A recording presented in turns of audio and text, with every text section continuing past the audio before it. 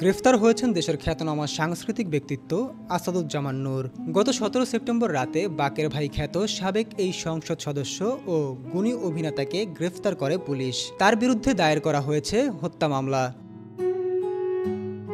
তবে প্রবীণ এ সাংস্কৃতিক ব্যক্তিত্বকে গ্রেফতার করায় উদ্বেগ প্রকাশ করেছে সাংস্কৃতিক কর্মীসহ সাধারণ মানুষের অনেকেই। সারাজীবন সুনাম ও সম্মানের সাথে গড়ে তোলা কর্মজীবনের শেষে তার এমন পরিস্থিতি মানতে পারছেন না অনেক সংস্কৃতিমনা ব্যক্তিত্বরা।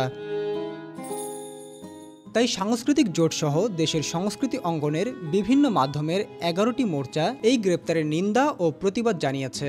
বিবৃতিদাতা সংগঠনগুলো হচ্ছে সম্মিলিত সাংস্কৃতিক জোট, Bangladesh group theatre federation, Bangladesh আবৃত্তি সমন্বয় পরিষদ, বাংলাদেশ পথনাটক পরিষদ, বাংলাদেশ নৃত্যশিল্পী সংস্থা, বাংলাদেশ চারুশিল্পী সংসদ, বাংলাদেশ গণসংগীত সমন্বয় পরিষদ, আইটিআই বাংলাদেশ কেন্দ্র, বাংলাদেশ গ্রাম থিয়েটার, বাংলাদেশ যাত্রাশিল্প উন্নয়ন পরিষদ ও বাংলাদেশ শিশু সংগঠন ঐক্য জোট।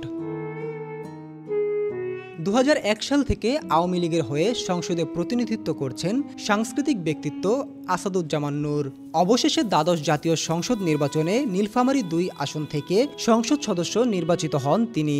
তবে ৫ আগস্ট সরকার পতনের পর থেকে সারা দেশে আওয়ামী লীগের বহু নেতাকর্মী ও এমপিদের নামে মামলা হয়, যেখানে আসাদুজ্জামান নূরের নামও ছিল।